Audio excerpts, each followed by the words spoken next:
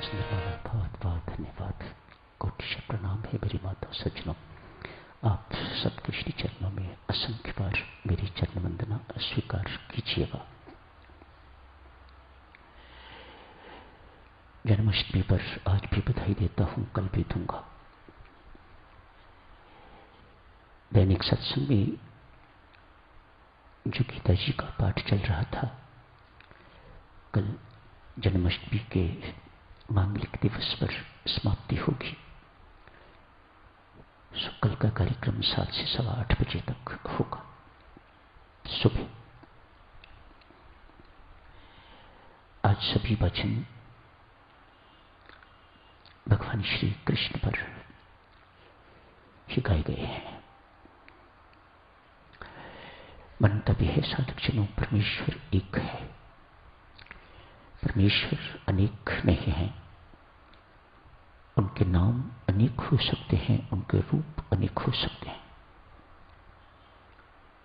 परमात्मा के कृपा स्वरूप को भगवान राम कहा जाता है।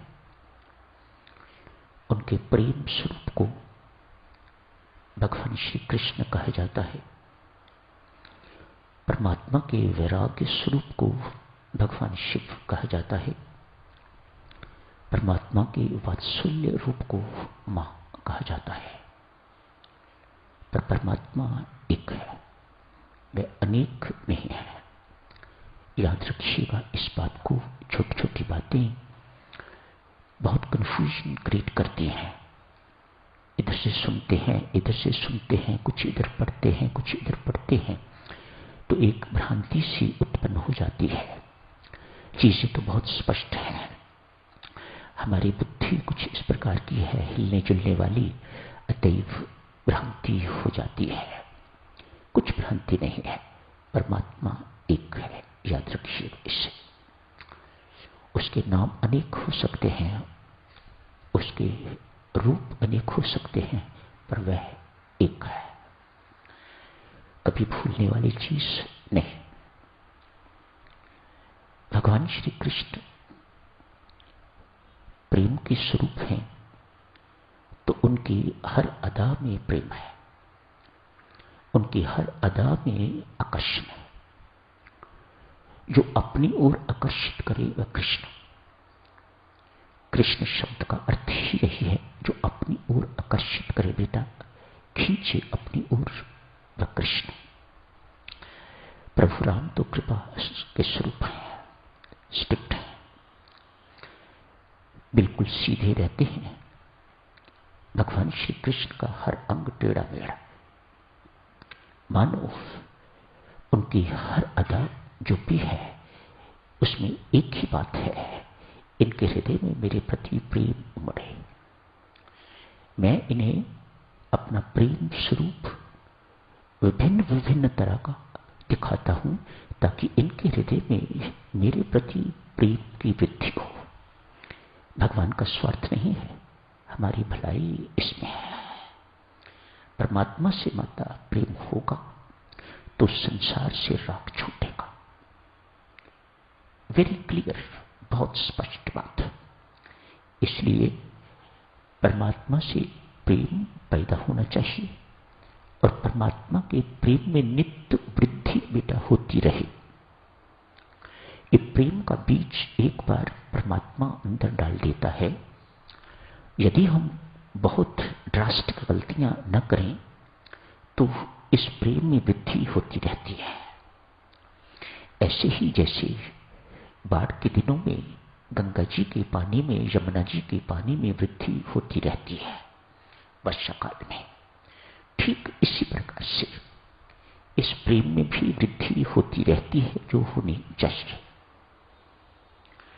भगवान श्री ने, परमात्मा ने अनेक अवतार लिए हैं।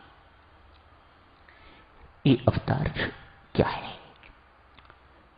पर ब्रह्म परमात्मा का नीचे उतरना अवतार। आप राम कृपा अवतरण कहते हो, डिसेंट ऑफ राम्स ग्रेस, उतरती है, परमेश्वर की कृपा उतरती है। इसी प्रकार से परब्रह्म परमात्मा भी चलते हैं हमारे लिए, कंस रावण को मारने के लिए नहीं, अपनी लीला के द्वारा भक्तों को रिझाने के लिए। कभी उन पर किसी प्रकार की कोई आपत्ति आती है तो उस संकट को दूर करने के लिए। आज चर्चा सुनो, बादशाह अकबर के कुछ प्रश्न हैं। गीता जी इन प्रश्नों का समाधान करेंगे। कल जो लोग अंतिम श्लोक 18वें अध्याय के पढ़ेंगे, भगवान श्री कृष्ण उनमें उत्तर देते हैं। बीरबल भी उत्तर दे रहा है, लेकिन भगवान के उत्तरों में पुष्टि है। ये तो बेचारा ऐसे ही है। सबसे पहले बादशाह अकबर का प्रश्न, बीरबल, हमारा खुदा कभी नीचे नहीं आता, पैगंबर भेजता है, दूत भेजता है। ईसाइयों का गॉड कभी नीचे नहीं आता, पुत्र भेजता है। एक तुम्हारा ही परमात्मा ऐसा है जो चला रहता है। कभी नरसिंह अवतार, कभी राम अवतार, कभी कृष्ण अवतार, कभी वस्त्र अवतार, कभी वामन अवतार, कभी मत्स्य अवतार। मानो उसे कुछ भी बनने में कोई परहेज नहीं। जहां जैसी उसकी आवश्यकता है वैसा वह बनता है। Can you explain to me? Akbar Birbal से पूछता है, ये ऐसा क्यों करता है परमात्मा आपका, आप ही का, और कोई नहीं करता? आप ही का परमात्मा ऐसा करता है क्या? मुझे एक्सप्लेन कर सकते हो कि ऐसा क्यों होता है? बीरबल कहते हैं, बादशाह सलामत, कभी प्रत्यक्ष अनुभव करवा दूंगा। संसारी प्रश्न जितने भी बादशाह अकबर करता है, बीरबल तुरंत उनके उत्तर देता है। जहां आध्यात्मिक प्रश्न आते हैं वहां बीरबल को कठिनाई पड़ती है। आज फिर कठिन प्रश्न है, अतएव थोड़ा ढीला महसूस करते हैं, लेकिन कुशाग्र बुद्धि के हैं, हर वक्त दिमाग चलता रहता है। अतएव प्रश्न हुआ, उत्तर उसी वक्त उनके दिमाग में, वेरिविटी उन्हें कहा जाता है। उत्तर कैसे देना है, कैसे इसकी योजना करनी है, बीरबल का दिमाग चलना शुरू हो जाता है। कुछ दिन व्यतीत हुए, आज योजना बनाई। बादशाह सलामत से कहा, बादशाह आज चलो जल विहार करने के लिए यमुना जी चलते हैं। बादशाह अकबर बीरबल की लगभग सभी बातें मान लिया करते थे। नौकाओं का व्यवस्था की हुई है, अरेंजमेंट किया हुआ है, बड़ी सजी धजी नाव में। एक नौका में बादशाह अकबर को बिठा दिया है, साथ ही एक रानी भी बैठी है, उसके साथ ही उनकी एक दासी बीरबल ने बिठा दी है, और उसकी गोद में अकबर का पुत्र है, राजसी ड्रेस पहने हुए राजकुमार। ये सारी की सारी बीरबल की योजना है। नौकाएं चल पड़ी, बीरबल भी उसी में बैठा है, राजा के साथ ही नौका चलाने वाले भी बैठे होंगे। सबके सब नौका आगे ले जाते जा रहे हैं, उनके पीछे बाकी मंत्री और लोग सब दूसरी नौका में हैं। मध्य में पहुंचे होंगे जहां बहुत गहरा पानी है। योजना के अनुसार ऐसा दिखाया गया जैसे ये बच्चा खिसकता हुआ उस नौकरानी के, उस दासी के हाथ से तो जल में गिर गया है। अरे रे रे रे रे रे रे। बीरबल ने ऊंची आवाज उठाई, ये क्या कर दिया? राजा ने देखा, मेरा पुत्र जल में गिर गया है, पानी यहां गहरा है, डूब मरेगा। अतएव तत्काल राजा ने स्वयं छलांग लगाई, कपड़ों समेत, जो कुछ भी पहना हुआ था राजसी ड्रेस, उसी में छलांग लगा दी। बेचारे को तैरना आता नहीं था, गोते वाते खाए। कुछ लोगों ने और में छलांग लगाई, राजा को भी बाहर निकाला और राजा के पुत्र को भी बाहर निकाला। जब पुत्र को बाहर निकाला तो देखा कि पुत्र पुत्र नहीं है, ये तो मोम का पुतला है। बीरबल की योजना, जब देखा कि ये पुत्र नहीं है, मोम का पुतला है, तो समझ गए कि ये बीरबल की शरारत है। बीरबल, तूने मेरी बड़ी बेइज्जती करवा दी। नहीं राजन, मैंने तो आपके प्रश्न का उत्तर दिया है। आपने प्रश्न पूछा था ना, तुम्हारा परमात्मा क्यों उतरता है? हमारा खुदा कभी नहीं उतरा, ईसाइयों का गॉड कभी नहीं उतरा, वे किसी को भेजते हैं। ये तुम्हारा परमात्मा खुद आता है। बादशाह सलामत, पुत्र गिर गया था तो क्या बात थी? मैं पास बैठा हुआ था, इतने नावक पास बैठे हुए थे, पीछे नौकर आ रहे हैं, आप किसी को हुक्म करते, वह छलांग लगाता और पुत्र को आपको बाहर निकाल के ले आता। अरे बीरबल, उस वक्त ये सब कुछ सोचने की क्या फुर्सत होती है? बादशाह सलामत, यही आपके प्रश्न का उत्तर है। हमारा परमात्मा जब भी किसी अपने पुत्र को डूबता हुआ दिखता है इस प्रकार से, तो वह स्वयं छलांग लगाता है, वह स्वयं अवतरित होता है।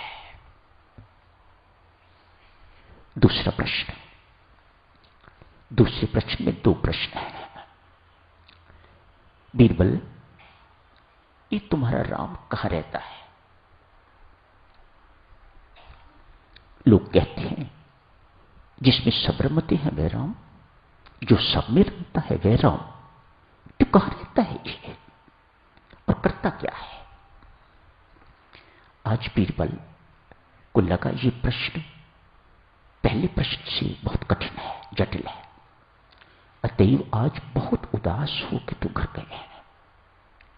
जब बीरबल जब कभी भी उत्तर ना दे पाता था तो उदासी छा जाती थी। हमें भी ऐसा ही होता है, जब कोई प्रश्न पूछे हम उत्तर ना दे पाए तो इरिटेट हो जाते हैं, तो उदास से हो जाते हैं। बाद में याद आता है ऐसा उत्तर देना चाहिए था, ऐसा उत्तर दिया जा सकता था, लेकिन उस वक्त तो व्यक्ति उदास निराश हो जाता है। आज बीरबल ऐसे ही घर गए हैं। पुत्र ने पूछा, पापा क्या बात है, क्या घटना घट गई जो आप उदास हो? कहा, बेटा बीरबल ने एक अजीब व गरीब सा प्रश्न पूछा है। क्या प्रश्न है? अरे आध्यात्मिक। दूसरा होता राजकीय संबंध का होता तो मैं उसी वक्त उत्तर दे देता। ये आध्यात्मिक प्रश्न पूछता है तो मुझे कठिनाई होती है उत्तर देने में। पापा आप प्रश्न तो बताओ, क्या प्रश्न है? पूछा, तुम्हारा राम कहां रहता है और क्या करता है? लो, इतनी सी बात। इन दोनों प्रश्नों का तो उत्तर मैं ही दे सकता हूं। तू दे सकता है उत्तर? हां, आप मुझे लेके चलो। ठीक है। पुत्र चला गया है। राजा साहब ने प्रश्न दोहराया, कहा मेरा पुत्र उत्तर देगा। प्रश्न दोहराया। राजा साहब से कहता है, बादशाह सलामत मेरे लिए थोड़ा दूध मंगवाइएगा। दूध मंगवाए। दूध का कटोरा अपने आगे रख लिया है बीरबल के पुत्र ने, और उसमें उंगली घुमानी शुरू कर दी है। पहले धीरे धीरे, फिर तेज तेज। क्या कर रहे हो? मैंने तो सोचा था तुम्हें दूध पीना है, मैंने दूध पीने के लिए मंगवाया, तुम ये क्या कर रहे हो? नहीं बादशाह सलामत, मुझे दूध पीना नहीं है, मैं तो इसमें से मक्खन देख रहा हूं। आपको पता है ना? मुझे तो पता है, इसमें मक्खन है, मैं वो मक्खन देख रहा हूं, किसी ढंग से मुझे मक्खन दिखाई दे। अरे दूध में मक्खन होता है, घी होता है, लेकिन दिखाई नहीं देता। राजा साहब, हमारा राम कण-कण में व्याप्त है, लेकिन दिखाई नहीं देता। क्यों दिखाई नहीं देता?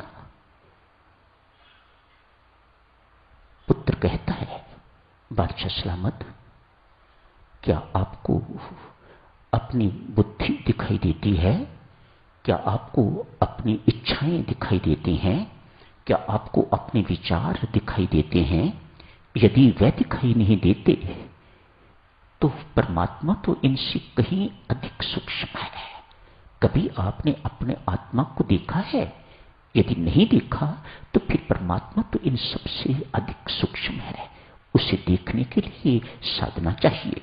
जिस प्रकार दूध को चरण किया जाता है, गर्म किया जाता है, जमाया जाता है, ठंडा किया जाता है, फिर उसको ऐसे करके किया जाता है और फिर जाके ठंडा पानी डालो, गर्म पानी डालो, तो तब उसमें से मक्खन निकलता है। लकड़ी में आग होती है, लेकिन ढंग से निकालनी पड़ती है। ठीक इसी प्रकार से इस सर्वव्यापक परमात्मा को बादशाह सलामत देखने के लिए साधना की आवश्यकता है, भक्ति की आवश्यकता है, वैराग्य की आवश्यकता है, तप त्याग की आवश्यकता है। तब जाके ये सर्वव्यापक परमात्मा हमें दिखाई देता है। करता क्या है? अकबर का अगला प्रश्न, करता क्या है राम? कहा, बादशाह सलामत, आप हो तो बहुत समझदार, लेकिन आज आपने समझदारी की बात नहीं करी। क्या बात है? कहा, महाराज, जो प्रश्न करता होता है वह छोटा होता है, सिंहासन पर बैठ के प्रश्न नहीं पूछता और उत्तर देने वाले को नीचे खड़ा नहीं करता। उत्तर देने वाले को गुरु कहा जाता है, मार्गदर्शक कहा जाता है। अतएव आपसे आज ये बड़ी भारी भूल हो गई, सॉरी। राजा ने तत्काल कहा, आई एम सॉरी, नीचे आइएगा। बादशाह सलामत नीचे आ गया। बीरबल का पुत्र राज सिंहासन पर जाके बैठ गया है। अब पूछिए। बीरबल का पुत्र कहता है, अब पूछो प्रश्न। राजा, क्या प्रश्न है आपका? मैं ये जानना चाहता हूं, राम करता क्या है? यही जो उसने कर दिया। क्या कर दिया?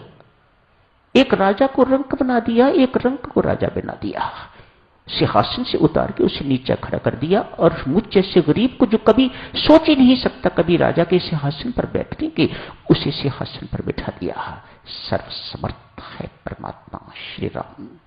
वह असंभव को भी संभव करे, जो संभव नहीं है उसको भी संभव करके दिखा दे, वह परमात्मा है। यही काम करता है बादशाह सलामत हमारा राम। तो समय हो गया है देवी सज्जनों, यही समाप्त करने की इजाजत दीजिएगा। कल इस चर्चा को और आगे जारी रखेंगे। भगवान श्री इन प्रश्नों का उत्तर क्या देते हैं?